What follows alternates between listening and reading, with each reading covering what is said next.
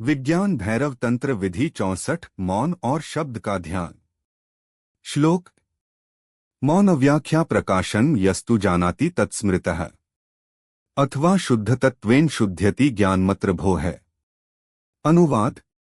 मौन और शब्दों के प्रकाशन को जो जानता है वह मौन की सच्ची व्याख्या को समझता है, अथवा शुद्ध तत्व के द्वारा वह शुद्ध ज्ञान को प्राप्त करता है। दार्शनिक व्याख्या। इस विधि में ध्यानकर्ता को मौन और शब्द के बीच के संबंध को समझने का अभ्यास करना है।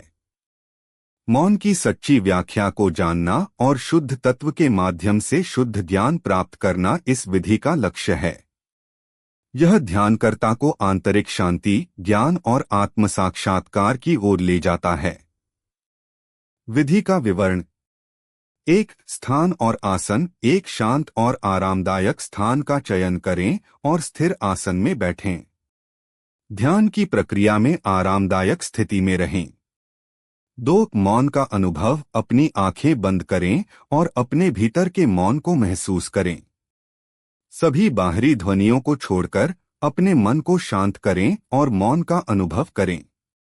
3. शब्दों का अनुभव। मौन की अवस्था में रहते हुए शब्दों के महत्व और उनकी उत्पत्ति पर ध्यान दें। शब्दों के माध्यम से मौन को समझने का प्रयास करें। 4. मौन और शब्द का संबंध। मौन और शब्दों के बीच के संबंध को जानने का प्रयास करें। मौन के माध्यम से शब्दों की सच्चाई को समझें और शब्दों के माध्यम से मौन की गहराई में प्रवेश करें। 5. शुद्ध तत्व का अनुभव। इस प्रक्रिया में अपने चित्त को शुद्ध तत्व की ओर ले जाएं। शुद्ध तत्व का अनुभव करें और इसे ध्यान का विषय बनाएं।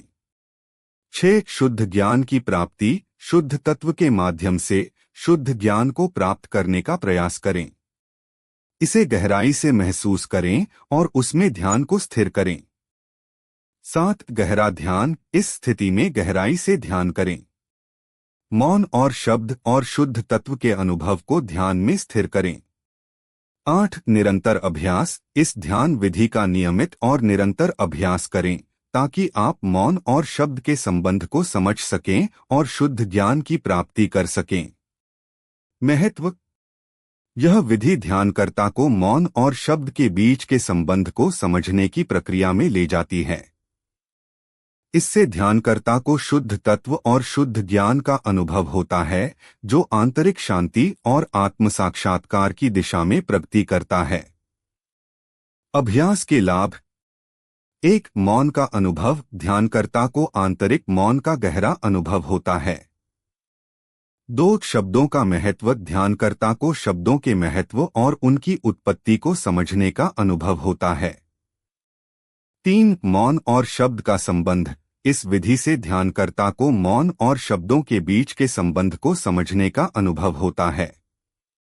4. शुद्ध तत्व का अनुभव। ध्यानकर्ता को शुद्ध तत्व का अनुभव होता है जो ध्यान को गहराई में ले जाता है।